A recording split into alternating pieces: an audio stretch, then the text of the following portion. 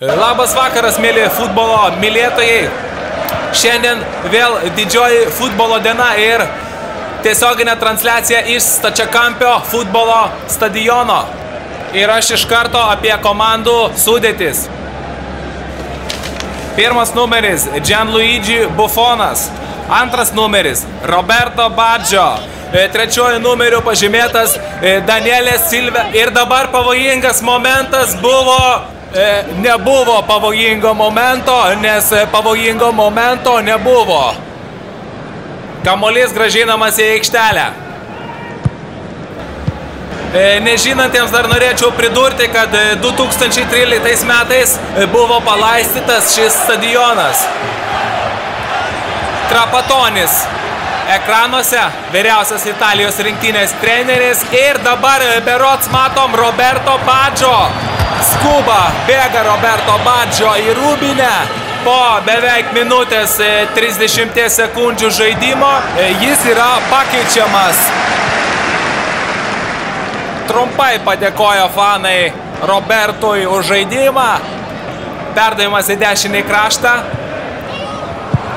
Perdavimas atgal vartininkui.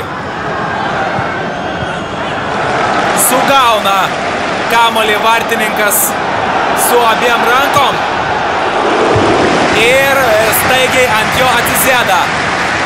Dėkoja fanai už atsisėdimą vartininkui plojimais.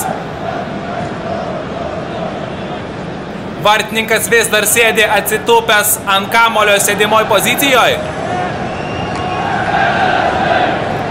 Dainuoja sėdėjimo ant kamuolio dainą fanai.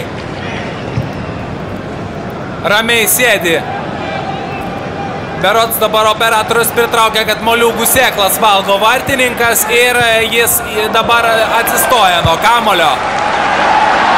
Ir spyrė į aikštės vidurį. Kamuolį. Kulniuku žaidžia brazilai. Priminsiu, kad žiūrime Brazilijos ir Italijos rinktinių dvikovą. Brazilai žaidžia su marškinėliais, kurie yra geltoni. O abi komandos žaidžia su vienu kamuoliu, kuris yra būtent baltas. Ir ploja. Ploja dabar Brazilų komandos aistruoliai, nes vienas iš jų ultrų ką tik laimėjo lažybas Top Sporte. Ir grįžkime prie komandos sudėčių. 19 numeris Saugas, 24 numeris Saugas, 15 numeris krašto puolėjas, žmogus be numerio, masažuotojas. Aš priminsiu, kad masažuotojas yra tas žmogus, kuris masažuoja žaidėjus ir jų šlaunys. Bet dabar sekundėlį grįžkime į įvykius aikštelėje, savo aikštės pusėje. Vienas gynėjas perduoda kamuolį kitam gynėjui. Vėl perdavimas gynėjui. Ir dar kartą perdavimas.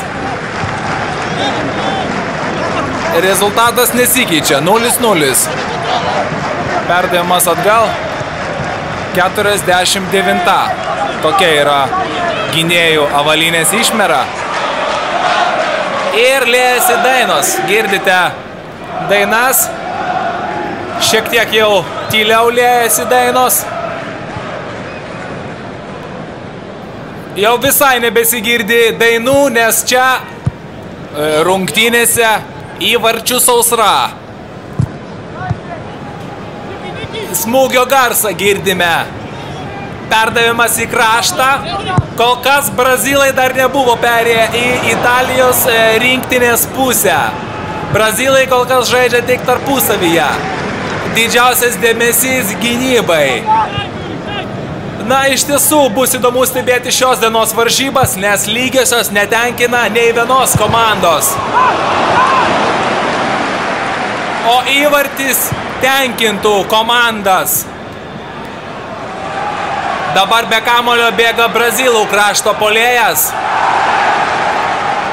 Zigzagais bėga aikštelėje link italų puolėjo. Ir pavojingas smūgis į snukį. Į snukį dabar gavo Brazilų gynėjas už tai, kad bėgo zigzagais ne savo aikštės pusėje. o teisėjų švilpukas tyli. Nerodo kortelių šios dienos arbitras. Matyt leis šios dienos varžybose futbolininkams žaisti kietesnį futbolą. O štai ir Gintaras Staučia. Operatoriai rodo mums Gintarą Staučią. Mikroautobusu Gintaras Staučia atvyko stebėti pirmenybių. Priminsiu, kad Gintaras yra vartininkas. Atlaikęs ne vieną smūgį nukreiptą į virpstą. Ploja delnais aistruoliai tribūnose. Atkreipkite dėmesį, kad tiek brazilai, tiek italai šios dienos varžybose žaidžia su vienoda avalyne. Tai yra bucais.